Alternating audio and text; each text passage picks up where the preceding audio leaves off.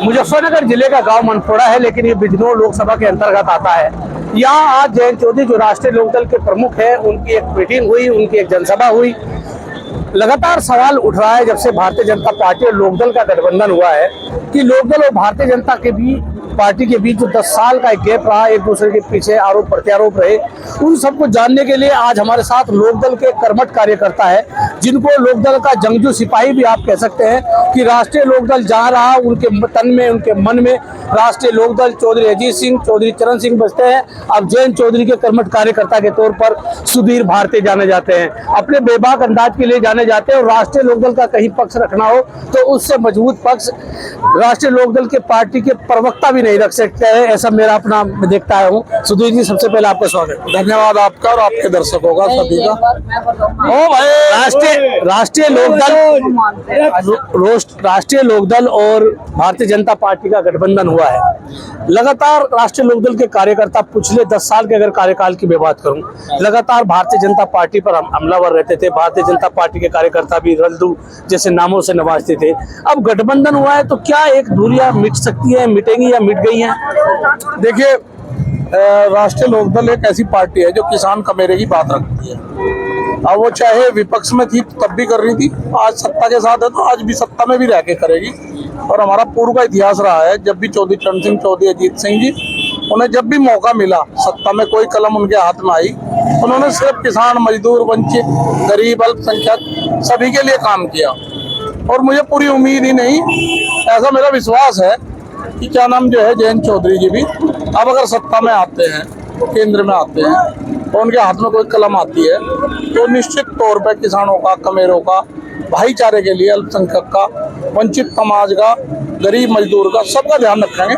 ये उनके विचारों में भी झलकता है, आज भी ये विचारों में झलकता है। और उन्होंने, मैं आपकी सही है कि 2013 के दंगे के बाद जिस तरह किसानों, खासकर जाटों और मुस्लिमों के बीच जो खाई पाटने का काम जयंत सिंह ने किया, वो एक बड़ी भूमिका है। लेकिन अब मुसलमान ये मान रहा है कि चौधरी जयंत सिंह ने उनको धोखा दिया है, भाजपा से हाथ मिला लिया, वो उनके साथ थे, तो उनका एक भरोसा टूटा है।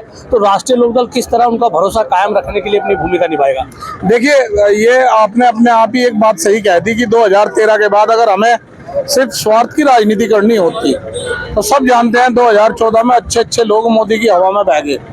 हमें भी सामने दिखाई दे रहा था कि हम चुनाव हारेंगे, और उसके बावजूद हमने भाईचारे को समर्पित हमारे नेता चौधरी अजीत सिंह ने ये 10 साल का संघर्ष हमसे खुद भी किया, सड़कों पर रहकर हमसे भी करा अपने कार्यकर्ताओं से। उन्होंने उस समय की जो प्राथमिकता देखी, उस समय की प्राथमिकता उनके लिए सत्ता और उस सत्ता में रहकर काम के बजाय समाज को बचाने की प्राथमिकता थी।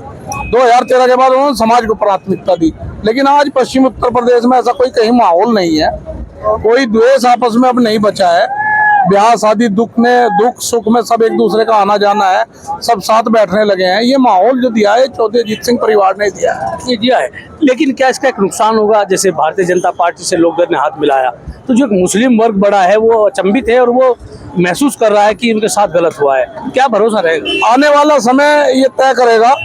देखिए, राजनीतिक पार्टियां अपनी सुविधा के अनुसार बयान देती हैं।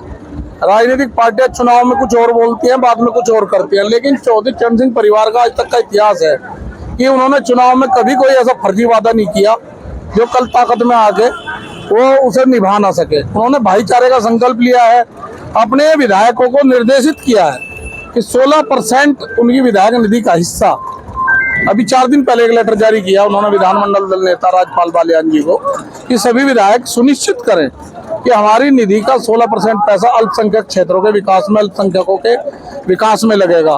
क्या आप ये सोच सकते हैं, जिस बात को आप कह रहे हैं कि अल्पसंख्यकों का विश्वास उठ गया है, जब हम काम करेंगे, ये तो पहला काम है। दूसरे काम की बात यह है कि जब हम काम करेंगे तो हम समाज के लिए, भाईचारे के लिए, हमारा नेता ऐसी नीतियां लाएगा कि जिससे अल्पसंख्यक का विकास, जो विश्वास हम पे है, तो और बढ़ेगा। एक और सवाल उठ रहा है कि जयंत चौधरी पे लाठीचार्ज हुआ, 750 किसान आंदोलन में शहीद हुए, चारू चौधरी के काफिले पर भी हमला हुआ, चौधरी अजीत सिंह जी का सामान बाहर रख दिया गया, पुरानी पुश्तैनी कोठी खाली करा ली गई।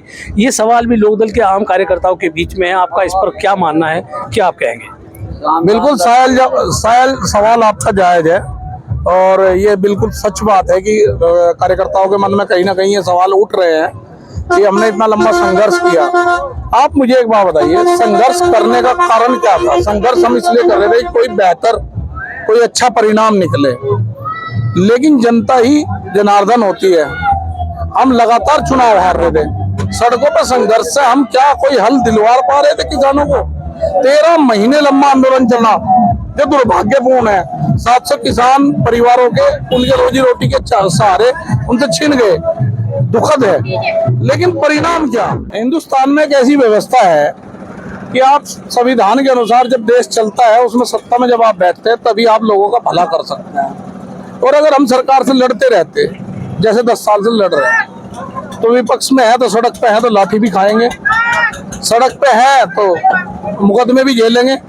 लेकिन अल्टीमेट अपने लोगों को, जो हमारे पीछे हैं, जो हमारी विचारधारा को फॉलो करते हैं, अल्टीमेट हमारा भी मकसद यही था कहीं ना कहीं इनका हक दिलवाएं। अब वो हक दिलवाने में हम नाकामयाब हो रहे थे। बार बार कितनी दिन सड़कों पर आंदोलन, धरना। हमने इन्हें झगड़े के लिए तो पार्टी के कार्यकर्ता बनाए नहीं है, हमने इन्हें इसलिए तो बनाए नहीं कि भाई तुम मुकदमे लेते रहो, झेलते रहो। गांव में हमारे किसान वर्ग में आपस में टकराव था, दोनों दलों के बीच। कोई और वर्ग, कोई और टकराव में नहीं था, सिर्फ किसान वर्ग टकराव में था। एक तरफ भाजपा की तरफ से, एक तरफ लोकदल की तरफ। ये मान लिया जाए कि राष्ट्रीय लोकदल ने संघर्ष का रास्ता छोड़ के सुविधा का रास्ता अपनाया? नहीं, सुविधा का रास्ता आप इसे तब कह सकते हैं कि अगर इलेक्शन से पहले ना करके हमने इलेक्शन के बाद किया होता। हम इलेक्शन से पहले खड़े हैं, जनता का आशीर्वाद मांगने गए हैं। अगर सुविधा का रास्ता जनता हमें देगी, हमें जिता के भेजेगी, तो जनता चाहती है कि हम जाएं और सत्ता में बैठकर काम करें। लोकदल के बहुत सारे कार्यकर्ताओं से मेरी बात होती है, कहीं ना कहीं मन में टीसे कि नहीं, भाजपा के साथ नहीं जाना चाहिए था। आप लोकदल की जड़ों को समझते हैं, लोकदल के कार्यकर्ताओं का मिजाज आप समझते हैं, उनके मिजाज को भांपते सुधीर भारती आप हैं, तो क्या है क्या उनको आप कहेंगे कि नहीं, ये फैसला जयंत सिंह का बहुत अच्छा था? देखिए, ऐसा है, जो आप बात कह रहे हैं ना, वो बात अब बीत गई।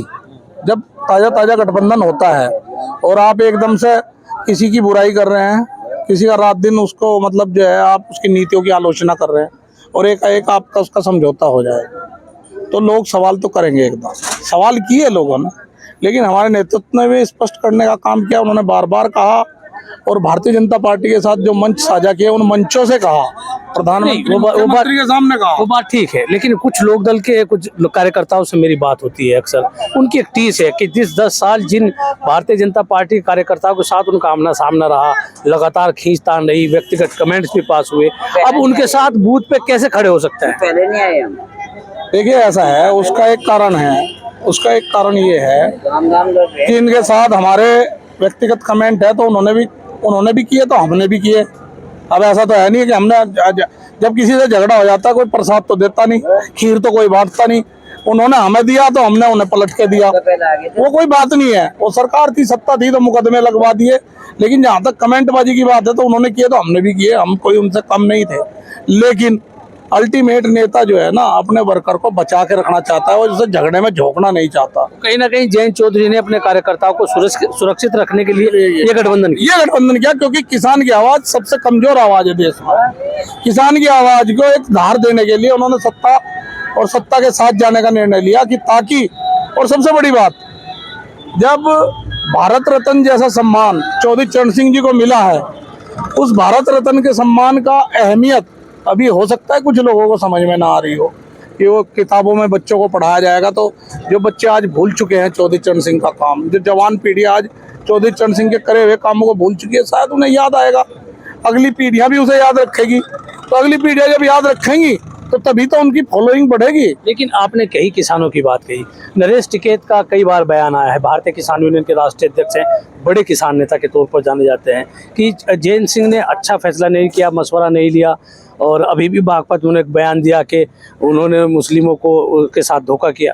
वो तो है, राजनीतिक संगठन है, और बाबा जी हैं, हमारे मुखिया हैं, वो जो कहते हैं हम उसे प्रसाद की तरह ग्रहण करते हैं, उनसे सीखते हैं। कोई बात नहीं, उन्होंने कहा है तो अच्छा ही कहा होगा।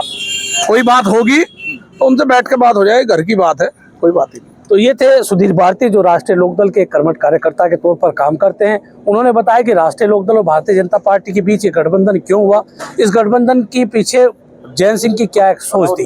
मैं हूँ राशिद अली और आप देख रहे हैं खोज न्यूज।